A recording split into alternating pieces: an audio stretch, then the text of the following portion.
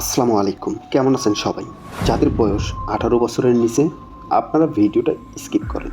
বাসায় আপনি একা বসে বসে ভাবছেন কি করবেন, তখনই হঠাৎ চোখ পড়ল ফোনের ইন্টারনেট ব্রাউজিংয়ে। এমন একটি ওয়েবসাইট সার্চ করলেন যেটা আপনাকে তিলে তিলে ধ্বংস করে। হ্যাঁ, বলছিলাম অ্যাডাল্ট ওয়েবসাইট সার্চের কথা। এই ইন্ডাস্ট্রি নিয়ে কথা বলতে দেখা যায় না, কিন্তু আপনি যে এই মুহূর্তে এই ভিডিওটা দেখছেন সেই মুহূর্তে হাজার হাজার কনজিউমার এই ভিডিওগুলো কনজিউম করে, যেটা কিছু মানুষের জন্য স্বল্প সময়ের স্যাটিসফ্যাকশন, যেটা আবার অন্য মানুষগুলোর জন্য বিজনেস। প্রত্যেক সেকেন্ডে অ্যাডাল্ট ইন্ডাস্ট্রিতে মানুষ খরচ করছে প্রায় 3.5 লক্ষ টাকা।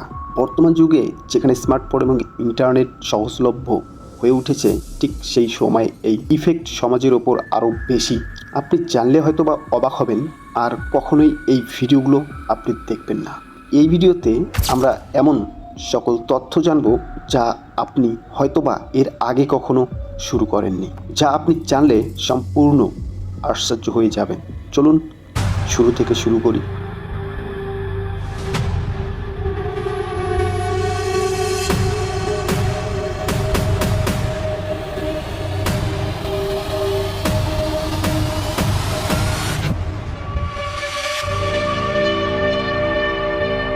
যাক, পুরো পৃথিবী জুড়ে যতগুলো ওয়েবসাইট রয়েছে তার মধ্যে 12% ওয়েবসাইট হচ্ছে এই অ্যাডাল্ট ওয়েবসাইট। পুরো পৃথিবী জুড়ে ওয়েবসাইট রয়েছে 4 মিলিয়ন।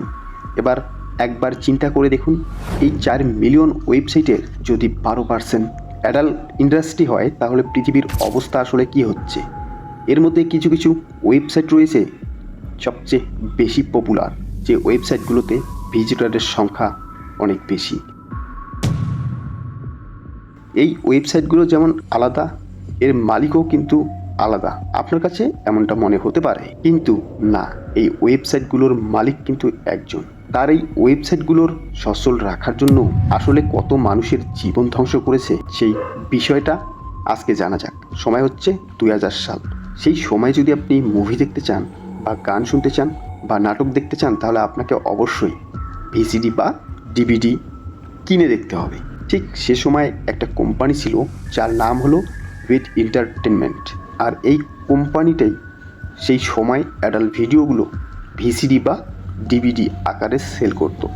2000 সালে এই কোম্পানিটি ভিসিডি বা ডিভিডি বিক্রি করে প্রতি বছর আয় করত প্রায় $100 মিলিয়ন। কিন্তু সময়ের বিবর্তনে যখন ইন্টারনেট ব্যবহার বেড়ে গেল, ইউটিউব ভিডিও স্ট্রিমিং ওয়েবসাইটগুলোর ব্যবহার বাড়তে শুরু করলো, ঠিক সময় ভিসিডি এবং ডিভিডি সেল কমে গেল প্রায় 86%। এটা তাদের জন্য কোনো অভিশাপ ছিল না, বরং এটা তাদের জন্য আশীর্বাদ আকারে কাজ করে। 2004 সালে 4 জন ব্যক্তি, ফ্রাস অ্যাটন, অসিয়াম ইউসুফ, স্টিফেন ম্যাটকিজার, যারা বিভিন্ন ধরনের ওয়েবসাইট বানাতেন আর্থিক উপার্জনের উদ্দেশ্যে, এই ওয়েবসাইটগুলোর মধ্যে তারা অনেকগুলো ওয়েবসাইট ক্রিয়েট করেছিল, যেগুলো হচ্ছে অ্যাডাল্ট ওয়েবসাইট। এই ওয়েবসাইটগুলোকে তারা দুইভাবে বিভক্ত করেছিল, একটা হচ্ছে পে টু ওয়াচ, আরেকটা হচ্ছে টিউব সাইট। মূলত পে টু ওয়াচ ছিল যেই ওয়েবসাইটগুলোতে আপনি যদি ভিডিও দেখতে চান তাহলে আপনাকে অর্থ দিয়ে দেখতে হবে, এবং টিউব সাইটগুলোতে ছিল সম্পূর্ণ ফ্রি, যেখানে আপনি কোনো প্রকার অর্থ ছাড়াই ফ্রিতে সেই ভিডিওগুলো দেখতে পারতেন। টিউব ওয়েবসাইটটি কিন্তু ইউটিউবেরই কপি। ইউটিউবের মতোই ভিডিও আপলোড করা যেত, যার ফলে এখানে অনেক কপিরাইট ইস্যু ছিল। মানুষজন একই ভিডিও বারবার আপলোড করা শুরু করলো, তাদের কিন্তু বুঝতে সমস্যা হচ্ছিল। একই ভিডিও বারবার রিআপলোড দেওয়ার কারণে তাদের সমস্যা হচ্ছে। তারপরে 4 জন মিলে একটি ভিডিও প্রোডাকশন কোম্পানি তৈরি করলো, আর সেই কোম্পানিটি মূলত হলিউড লেভেলের যে কোনো ভিডিও প্রোডাকশন কোম্পানির মতোই ছিল, কিন্তু এই কোম্পানির মূল কাজ ছিল অ্যাডাল্ট ভিডিও তৈরি করা। তবে পে টু সাইটগুলো হচ্ছে টিউব সাইট ওয়েবসাইটগুলো এই কাস্টমার ভিজিট করতে বেশি পছন্দ করত, কারণ এগুলো সম্পূর্ণ ফ্রি ছিল। যে বছর ম্যাটকিজার প্রায় $3000 খরচ করে একটি ডোমেন কেনেন, আর এই ডোমেনটা ছিল, এটি তার জন্য একটি সাফল্যের চাবিকাঠি এনে দিয়েছিল, কারণ এই ওয়েবসাইটটা তার ভিডিও দেখা এবং ফ্রি ক্রিয়েটরের কাছে খুব বেশি জনপ্রিয় ছিল। পুরো ইন্টারনেট জুড়ে এত অ্যাডাল্ট ওয়েবসাইট চালাচ্ছে যা তাদের জন্য অনেক ধরনের আইনি জটিলতা সামনে নিয়ে আসে। আর এই জন্য আইনি জটিলতা কাটিয়ে ওঠার জন্য তারা একটি আইডিয়া ক্রিয়েট করে। আর এই আইডিয়াটা ছিল ককোলো ওয়েবসাইটকে একটা কোম্পানির আন্ডারে নিয়ে যাবে, আর সেই কোম্পানির নাম ছিল ম্যাডউইন। যদিও এই আইডিয়াটা তাদের খুব একটা কাজ করেনি, কারণ 2010 সালে এই পুরো ম্যাডউইন কোম্পানিটা আরেকজনের কাছে বিক্রি করে দিতে হয়।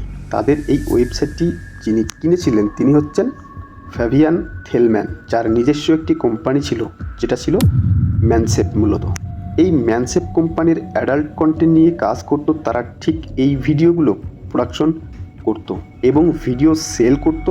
এছাড়াও তারা যদি কয়েক বছর টানা ভিডিও আপলোড করে তারপরও তাদের ভিডিওগুলো শেষ হবে না, এত পরিমাণে ভিডিও তারা মজুত করেছিল। অ্যাডাল্ট কন্টেন্ট থেকে যতগুলো মুনাফা অর্জন হবে সমস্ত মুনাফা তিনি হচ্ছেন ফ্যালভিন।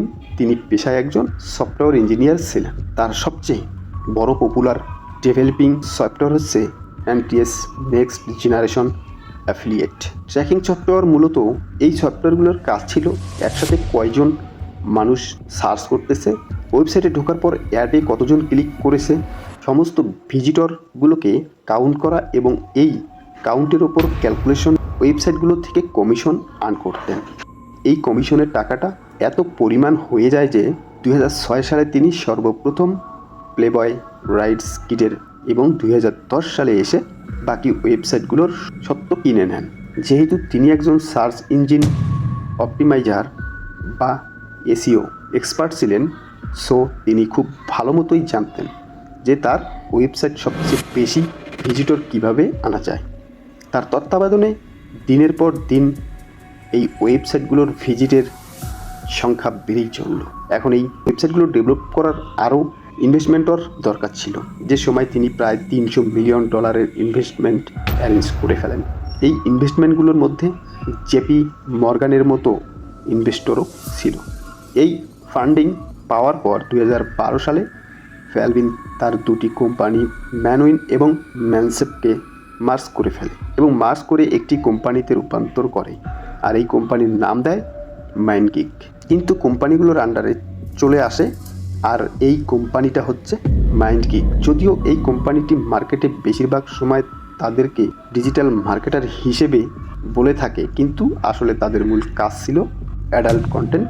আগামী 170 বছর পর্যন্ত যদি কন্টেন্ট আপলোড করা হয় তাও তাদের কাছে আসলে কন্টেন্টের অভাব পড়বে না, এত পরিমাণে কন্টেন্ট তারা মজুত করে রেখেছিলেন। এই ইন্ডাস্ট্রি নিয়ে মানুষ খুব একটা কথা বলে না, কিন্তু এই ইন্ডাস্ট্রির অ্যাট্রাক্টসরা যারা এখানে পড়ে এসেছে তারা যখন বিভিন্ন ইন্টারভিউতে তাদের মুখ খোলে তখন জানা যায় যে এই ইন্ডাস্ট্রির পেছনের বাস্তবতা।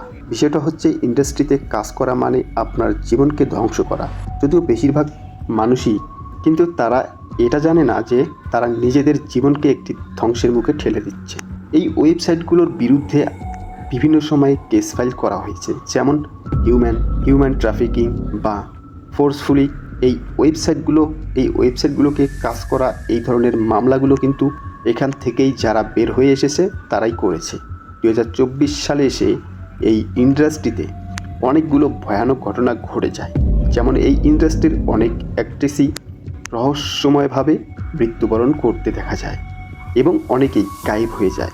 তাদের মধ্যে একজন পপুলার অ্যাক্ট্রেস হচ্ছেন সোফিয়া লিউনি, যার বয়স ছিল 26 বছর। তার নিজের মৃতদেহ আবিষ্কার করা হয় তার নিজেরই ফ্ল্যাটের মধ্যে। তার মৃত্যুর কারণ হিসেবে বলা হয় যে ড্রাগের ওভারডোজ এবং ডিপ্রেশনের কারণে মারা গিয়েছিল। অ্যানিমি উইলিয়ামসন নিয়েও কিন্তু সিমিলার কথাগুলো বলা হয়েছিল তার যখন মৃতদেহটি পাওয়া যায়। তার রিপোর্টের মধ্যে ড্রাগের ওভারডোজ এমনকি মেন্টাল টর্চারের মতো কারণগুলো দেখানো হয়েছিল। এখন প্রশ্ন হচ্ছে